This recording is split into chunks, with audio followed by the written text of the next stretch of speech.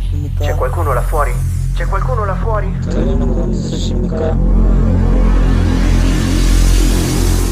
Benvenuti al Christian Podcast.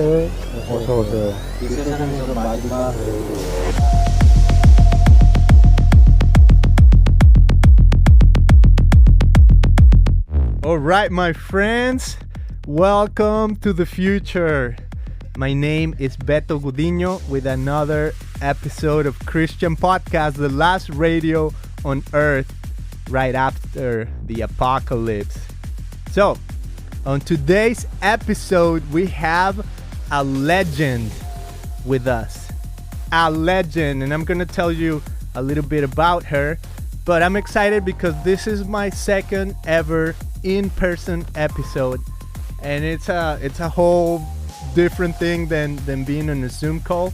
I love the Zoom calls and I love chatting with people around the world, but this is analog, right? So I enjoy this so much.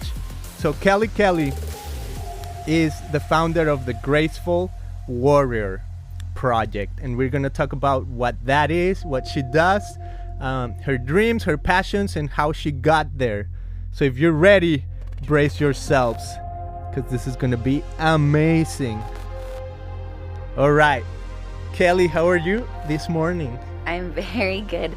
Thank you for that introduction. I don't know that I'm a legend, but thank you for saying that. Yeah.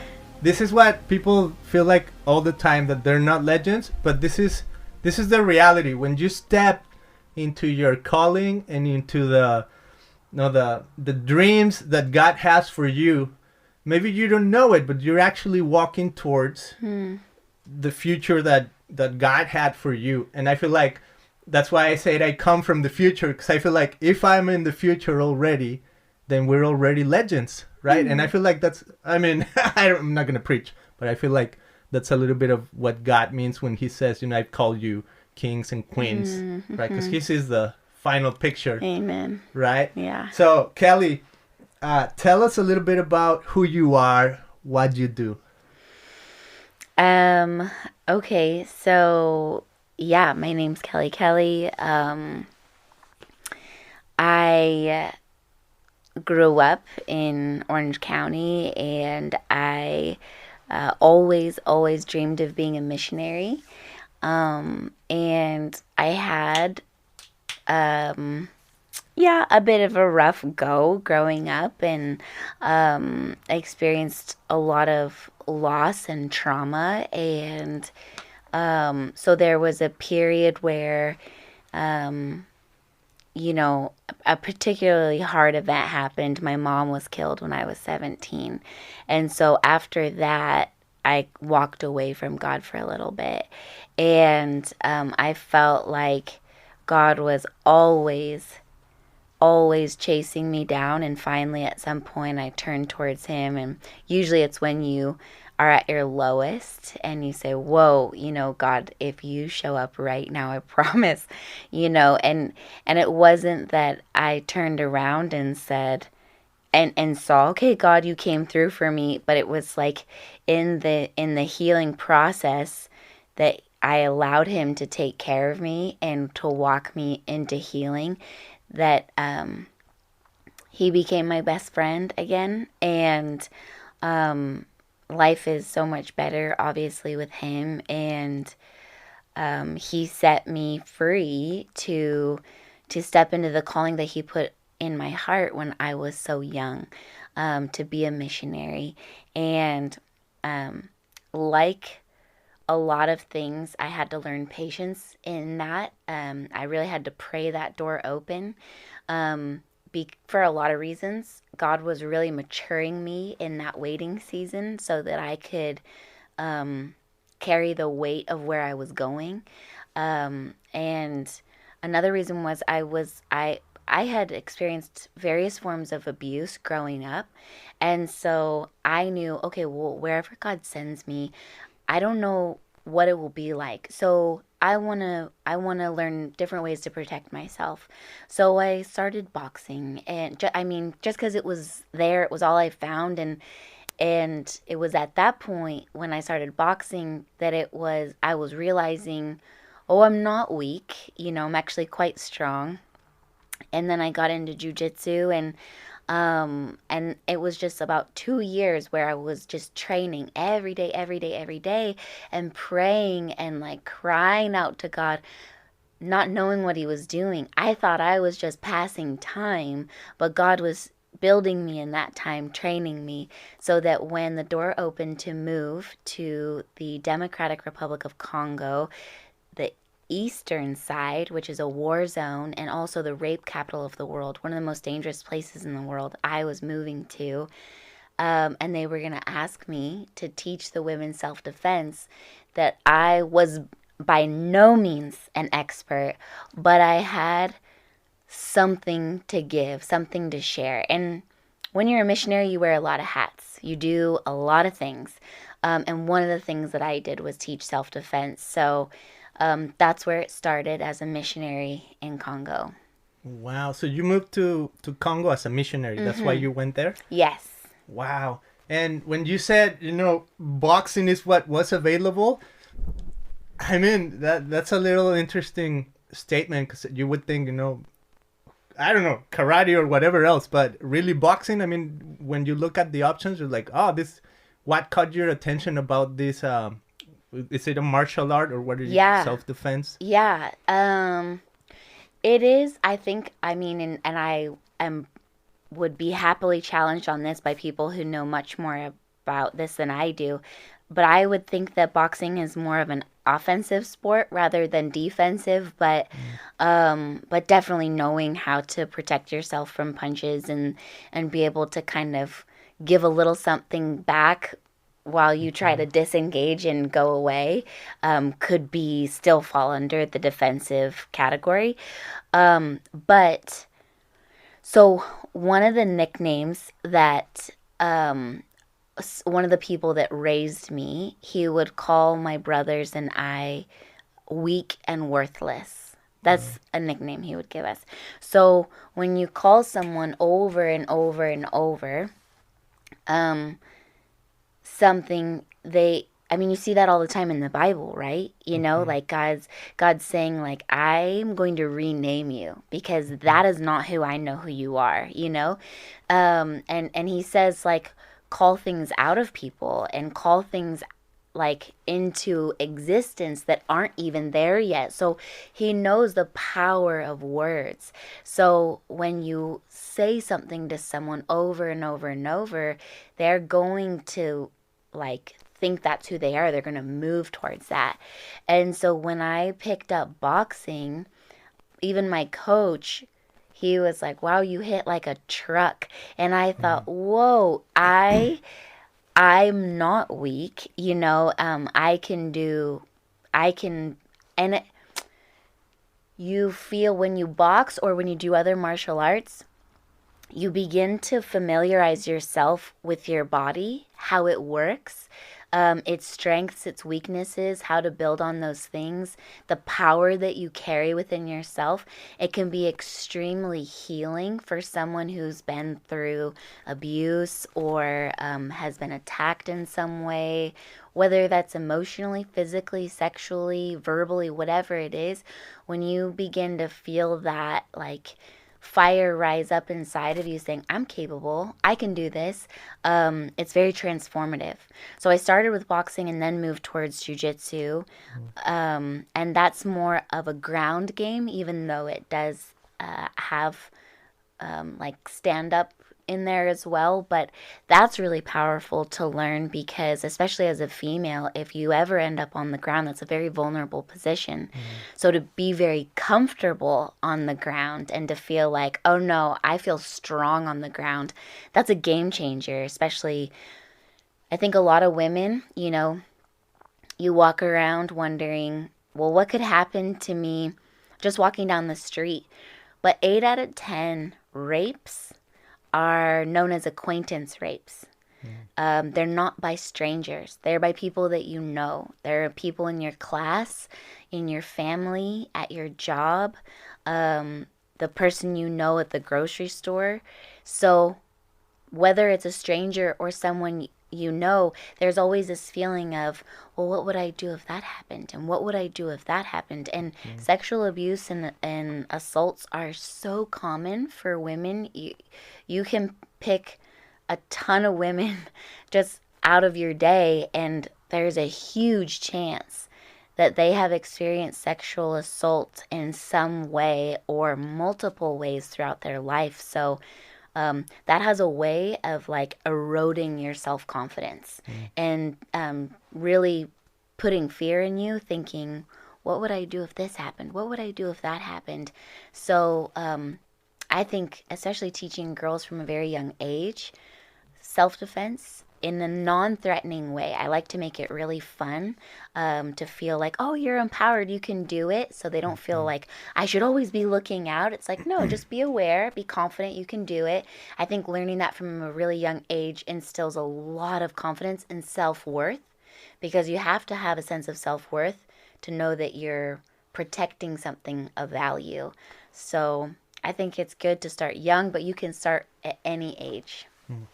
Wow, so that's so interesting. I come from Mexico, so I'm somewhat familiar with well, it's known, that for example in Mexico there's a bus, a route that goes in the morning. This was very typical in my city.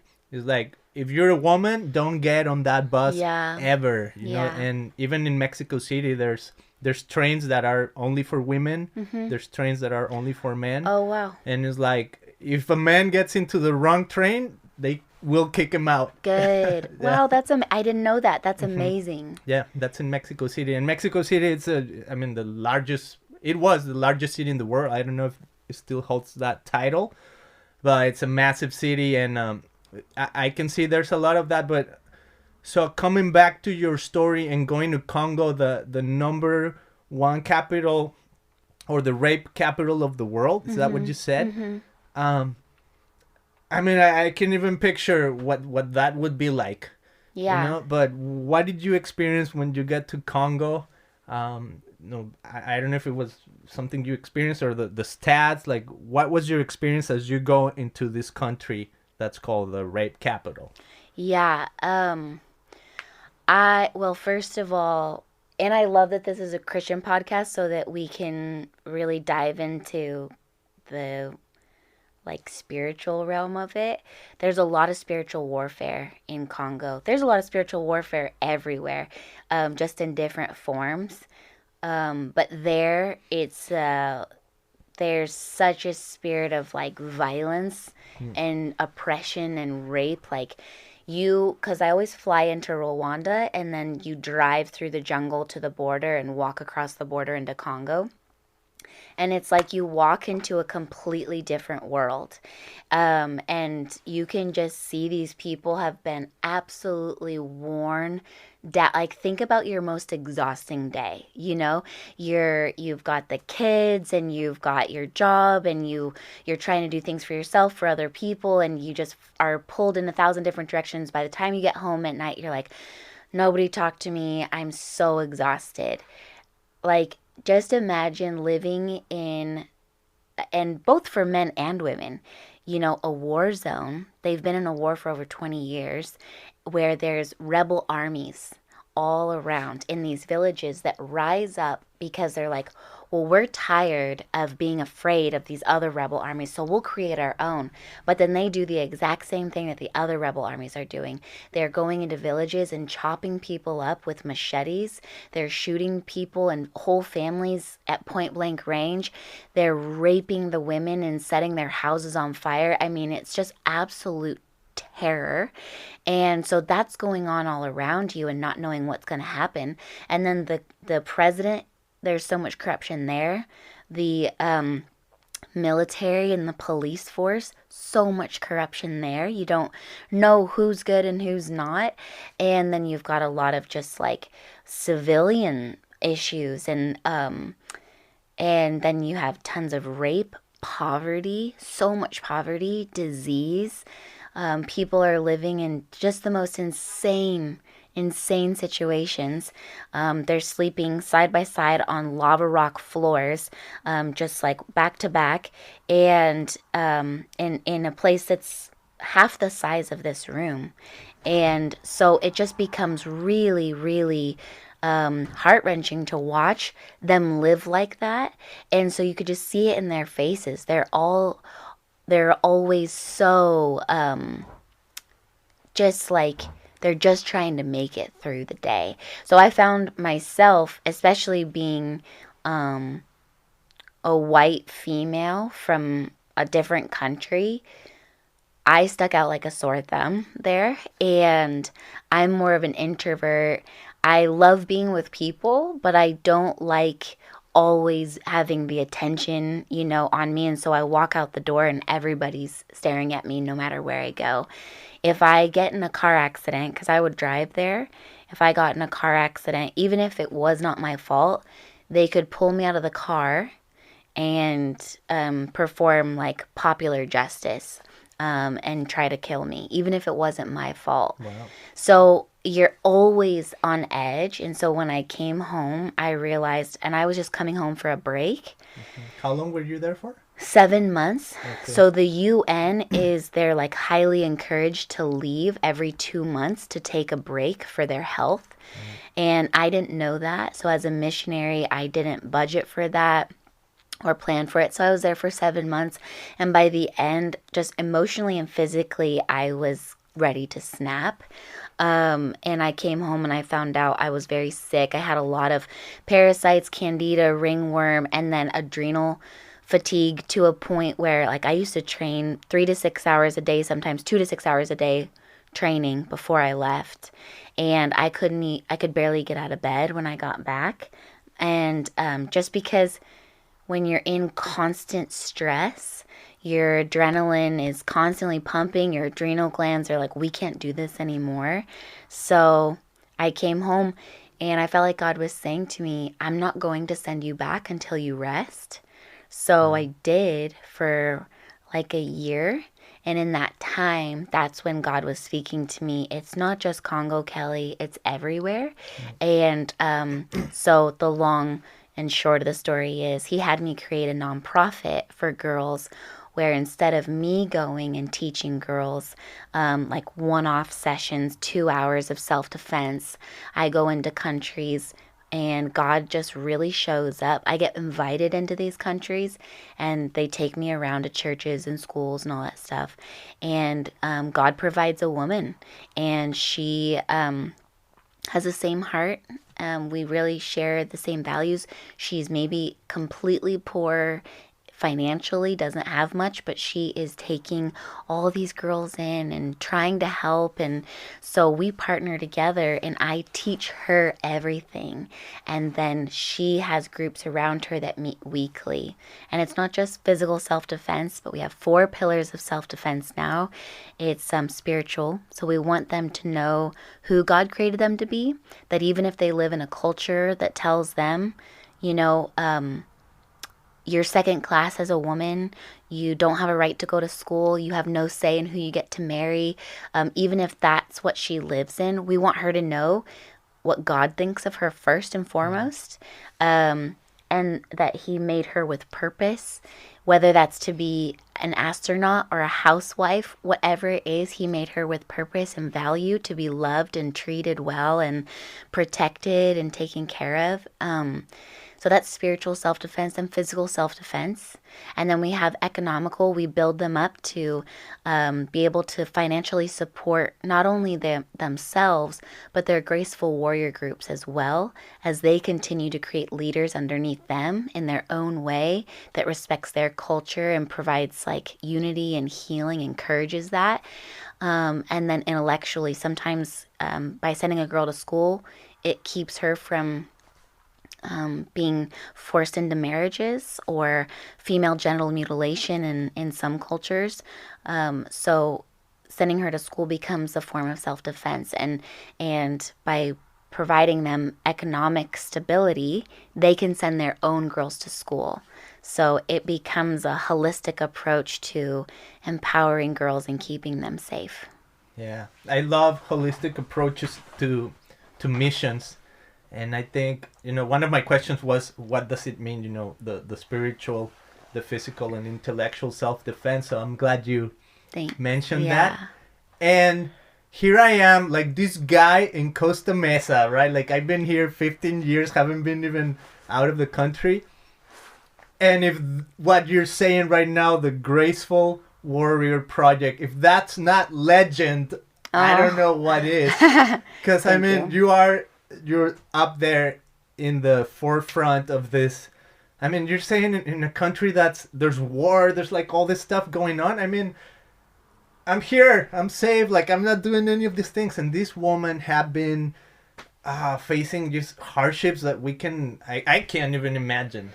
You know, so Yeah. I commend you first for your courage to be a missionary and to step into your calling. You know, I feel like I mean, what a great position you're in to train women to, in a sense, I don't know if the word is standing up for themselves, but like adding value holistically Yeah. to who they are, right? Like Yeah. spiritual, intellectual, physical. And I saw this other one that it's not quite in the statement or these goals that you have, but I saw it mentioned in the website.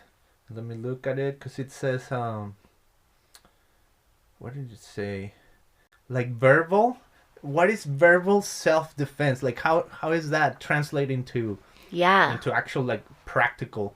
Yeah, that's a really good question. Okay, so for our physical self-defense, we have different layers because physical is the end game. We don't want to have to get there because in all reality, women are smaller and weaker than men usually.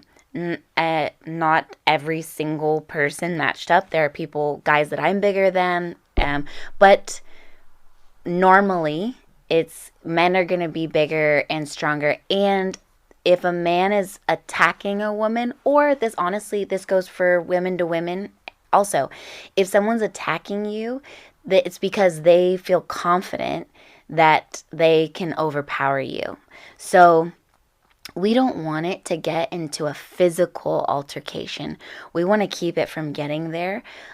So we have a few layers. First is proactive, which is the first thing we do whenever we meet with the girls is we have affirmations. So we set like an affirmation for yourself. I was made to be loved. I was made to be cherished. I was made to be protected. And I was made to give that back out. And we have them realize what their boundaries are. So a lot of times, especially if you were abused as a child, you don't know where your boundaries are. So we just have them say, this is mine, this is mine, this is mine, this is mine. And we go throughout their whole body. And we're just like conditioning them to realize, okay, no one's allowed to touch me without my permission. A man on the bus, if he does this, he's not allowed to touch me, So, which a lot of times she might know that, I don't like that that's there, but I don't know how to stand up for myself. So we first want her to know that's not okay. This belongs to you. Second is proactive. How do you proactive self-defense, like understanding who is a safe person, what are safe situations, and who are unsafe people, what are unsafe situations, and how to identify those. Sometimes it can be really hard if the unsafe people in your life have been there for a very long time and you've been conditioned to think that's normal. So it can be really hard. So I say the easiest way to know if someone is safe for you is just check in with yourself, especially when we work with young girls. I've worked with little girls all the way to like blind old women in the middle of Africa, So this is for everyone. And this goes for men too. Ask yourself inside, how does this person make me feel? How do I feel when I walk away from hanging out with them? Do I feel good about myself? Do I feel like that was fun, I can't wait to do it again? Or do I always feel like, man, I feel stupid after I hang out with them? I feel lazy. I feel this or that, So you want to be around people that encourage you, that lift you up. Sure, they can, help, like, there's such thing as healthy criticism, like healthy, like building someone up in a way that might be tough love, saying things that you might not want to hear, but in a loving, healthy way. There's that, but not like abuse or pulling you down. So that's proactive self-defense. And how it looks practically in situations is like, say I didn't feel comfortable with you here. Say I walked in and you just made me feel very uncomfortable for some reason. You have that instinct that is very likely your intuition, also the Holy Spirit telling you this isn't good, you know? So if I walk in here and I just feel something in me saying like, I don't want to be alone with you.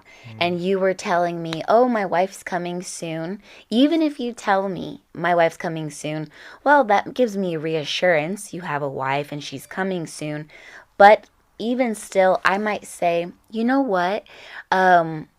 Let's wait till she gets here. It would just make me feel more comfortable. Now, I have no problem saying that because I've just been practicing for so long doing this kind of thing. It doesn't bother me if you feel uncomfortable. I would rather you feel uncomfortable than me feel uncomfortable as someone who is more vulnerable than you are. Do you know what I mean? Yeah. So, or like if I'm... Well, no, in this case, I'm the vulnerable because you can kick my butt. No. But do you know what I'm saying? Like, or if you're sitting on a bus and someone sits next to you that you don't like, that makes you feel really uncomfortable, please feel no shame to say, oh, excuse me, and get up and go sit somewhere else. It is better for you to be safe and to listen to your intuition. You are your top priority. Keep you safe. It is better to make that person feel a little uncomfortable and for you to maybe feel a little embarrassed and sit somewhere else on the bus than to sit there the whole time feeling so vulnerable and afraid for 45 minutes on a bus wondering, and he's maybe looking at you weird or doing certain things and your heart's racing. Just get up. And so, but don't beat yourself up if sometimes I'm not always good at it. Sometimes I can revert back to feeling weak and powerless like when I was a little girl. So don't have so much grace for yourself and say, okay, I didn't do it that time, but I'm going to try really hard next time. So that's proactive self-defense. And there's so many different scenarios you could bring up. And how would you role play? You could role play. Do you have daughters? Yeah, you can role play at home. Okay, girls, maybe you're in class and a boy does this on the playground. You're safe right here. What would you like to do if you pretended I was him? Or maybe I'm your teacher at school. Or maybe I'm your friend's older brother. I'm over at your house. What would you like to do in that situation, knowing you're safe right now? So you're helping them build that muscle of learning how to discern what's a healthy environment and what to do when they feel uncomfortable or unsafe. And then verbal self-defense is learning how to speak up for themselves in the moment and afterward. So in the moment, it would look like what I said to you if I came in and felt uncomfortable. Hey, I'm just going to go sit in my car for a little bit and I'm going to wait till your wife gets here. Or it might be like if something is in the middle of happening. You know what's interesting? They did a study at a university with college men. And they said, have you ever like committed rape? And they would say no, of course not. But then if they changed the wording and they said, have you ever engaged in unconsensual sex, which is the same thing as rape, but it's just worded differently, they would say yeah.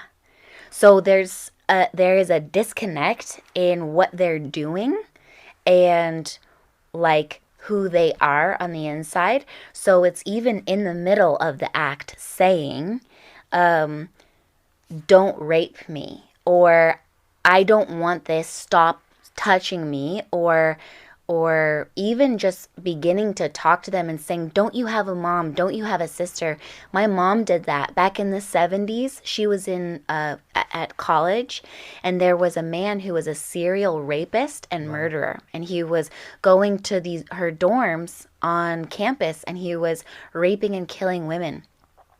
And one night she walks into her dorm, and he comes from behind her curtain, and for 45 minutes he holds her at gunpoint, and he's going to rape her and kill her. And she starts talking to him and says, don't you have a mom? Don't you have a sister? And just starts like calling his humanity back to him. And he decides he's not going to do it. And he jumps off the balcony and runs away. And I think they caught him that night. I've always wanted to ask her more about that, but I can't because she passed away. But it just goes to show that verbal is so important. But even if you're in a verbally abusive situation, saying to that person, hey, I really don't like the way that you're talking to me. I want to have this conversation with you, but we're not honoring each other right now. And I'm going to leave, and let's have this conversation when we both can calm down. But if this person seems really scary, really violent, just doing anything that will de-escalate the situation, that will bring this person to calm down, even if you have to say, you're right, I'm so sorry, I won't do that again, whatever it is, to calm them down so that they're safe, and then start to really figure out, should I be around this person? What do I have to do to make myself safe? Does that mean like moving out or what? But in the moment, keep yourself safe at all costs. So that's verbal. And if it does get to physical, you've done everything you could. You've tried to be proactive. You've used your verbal skills, and it becomes physical. You want to use some physical self-defense to not engage in a fight with someone, because you don't want to fight, especially a woman. You don't want to fight a man. That's like the worst possible scenario for you. And you don't want to do things that will aggravate and like create more anger. But you have to weigh that situation, because if you do fight back, you probably are going to really start to get them angrier. But you need to get away. So it's a fine line to walk. You don't want to like fight them just to fight them, but you do want to fight for your life, to create a window to get away as soon as possible. They interviewed these rapists at a jail that were in jail for rape. And what I found so interesting is two of the things they said is, what will make you stop trying to rape this person? And they said if she makes a lot of noise, or if she starts to fight back, because if a lot of women and girls go real silent and quiet, they kind of shut down. It's like a fear reaction, and also you don't know what to do, and you think, I'm so afraid right now, this person is overpowering me, and maybe they're saying to me they'll kill me if I make a noise or something like that. But the rapist said in jail, they said if she makes a lot of noise, or if she starts to fight back, it's like an internal timer goes off in their brain that says, oh no, someone's going to hear this. Because if she makes no noise, if she doesn't do anything, they have all the time in the world to do whatever they wanted. But if she starts to fight back and make noise, people are going to start to like see that she's making attention to herself, and they're going to try and come and help her. So they'll usually they'll either give up or get really frustrated or something. So you're trying to physically bring attention to yourself, call for help. If like I'm standing in a bar and a guy in the corner is starting to like harass me, and there's a bunch of guys standing over there, I'm not going to say like, I've got this by myself. I'm going to say, somebody help me. I'm not trying to be a hero or fight this person. I'm going to ask for help, But if I am all alone, I'm going to do everything that I can to protect myself. Wow. That is massive. I mean, there's I could almost have so many questions, but I want to end on this part. I love the name Graceful Warrior. Thanks. Right, because I think it is it almost sounds paradoxical. Yes. Right, and how can you be a warrior but be graceful? But Yeah. you know, getting to know you a little bit even here, I feel like, and this could be, I could be totally wrong, and forgive me if I'm totally wrong, but I feel like some of the ideals, for example, of feminism, I feel like I totally see where they come from. You know, hey, there's been abuse, there's been like all this anger, but I feel like not all the time, but I feel like some of the feminists like focus so much on the revenge side of it, Right. And this is graceful warrior, right? So it's like even before physical things can happen, you can manage even with your words, with your Yes. attitude. Yeah. You can almost like de-escalate the situation Yeah. before it needs to get even physical. So I Yes. love that approach. It's like Thanks. it's totally. I could almost say, you know, I feel like it's God. It's Yeah. God moving and. Yeah. Well, can I tell you really quick a couple of things with what you just said. One is I want to tell you why we named it the Graceful Warrior Project, and the other is like how I feel about men and how I hope that the Graceful Warrior Project embodies like what we feel about men.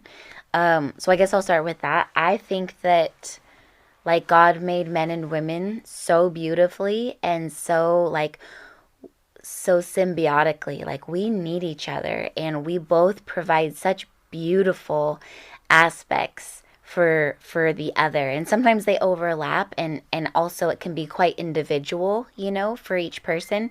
But we like, I never say to like our leaders, and they feel the same way, like we don't need men, we don't like men, you know. I think that there's even a village in Africa where they like created a village just for women, and that breaks my heart for a lot of reasons. One is because it means that there was such abuse that they had to take themselves all away to protect themselves. But two, it breaks my heart because that's not God's intention for women, and that's not his, not only to not be abused, but like to live without men.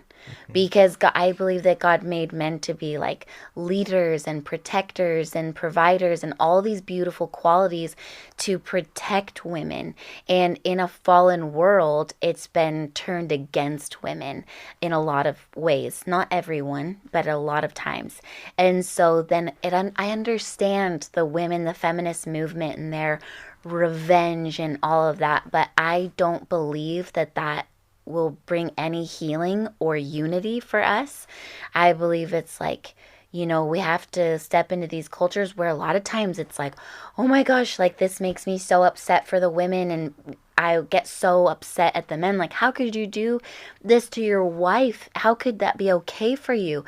But if you took these men out of these cultures and raised them in a different way, where it was taught to like value women and treat them well, they would be different people. So it's about re-education, and it's about like helping them see the value in women and helping women see the value in themselves, and learning how to like both rise up together as like the way that God intended it to be. We don't want to live in a world without men. We love men, you know, but we just need men to, and women, we all have our stuff, you know. We just need to start moving back towards the way where I feel like God intended it, where we are serving each other and honoring each other and loving each other the way that we know how, the best way that we know how. So that's how we feel about it at the Grace Warrior Project. And then the name, the Grace Warrior Project, so because I grew up in abuse, Joyce Meyer says this, and it always was so true and profound for me. When you grow up in abuse, you can have a foundation of shame, and you look at the world through a lens of guilt. And so you look at, and I did this. I looked at everything, even imagined offenses. Like I would take it on and feel guilt for things all the time. I could not stop feeling guilty. And it just felt like the world was crushing my heart. Like it was so hard to live in because I grew up in that mentality. Like even if I was being abused, it was my fault. And there was something wrong with me. And so I would prayed for years, God, would you make me a warrior for your grace? Would you make me a warrior for your grace? And so like the world will tell you one thing about yourself. Like it told me, you know, I was weak and worthless. That was a nickname I was given. And I kept praying, God, would you make me a warrior for your grace so that I could understand grace and I can help other people like me understand grace. And you know, the world will say one thing and God will say, that's not who you are. I will tell you who you are. And so one day when I was reading the Bible, after years of praying for that, I was reading the Bible and it was about like God naming people and the importance behind that. And I felt like God was tapping me on the shoulder saying, Kelly, look up your name. And I looked up my name and Kelly is Irish for warrior and Anne, my middle name, is Hebrew for grace. Wow. And I felt like God had always knew who I was, knew the struggles I would face and say like, this is who I say you are. And answered a prayer before I even prayed it, you know? Yeah. So it's the Graceful Warrior Project. Wow, I love it. Kelly, great story. How can people support it? I mean, is there... what's the best way to support it and how can they support it? Yeah, Where so do they go? Thank you. We are, you can find us on Instagram at the Graceful Warrior Project. Also our website, www.thegracefulwarriorproject.com. And if you want to donate and be a part of our team that way, you can, any little bit helps. We are trying to start an army of monthly donors, and we have God has been so generous in providing those people for us. So even if you have $10 to donate per month, $5, $30, whatever it is, $50, whatever it is, like it's, you know, the woman in the 2 pence or whatever it is, like you bring what you have and it is multiplied because we work on sustainability. So instead of sending a girl to school one time with you know a lump sum, we buy a moto taxi so that the profits from that every year will send a girl to school. So any money you donate is multiplied over and over and over. So we just want to thank you in advance for helping us or spreading the word or just praying for us and supporting us. So we love you. Wow, so good. Well, there you have it, my friends. True legend here at the Christian Podcast. This was a great episode. Go check out the show notes at christianpodcast.com. I'll see you guys on the next one. Awesome. Thank you, Kelly. Thank you, Beto. Thank you so much.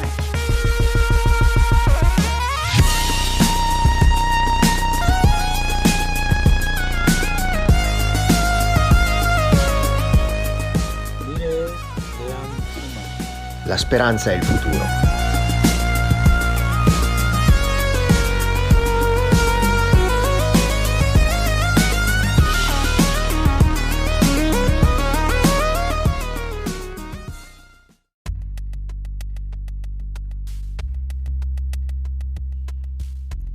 Thanks for listening to this episode of Christian Podcast.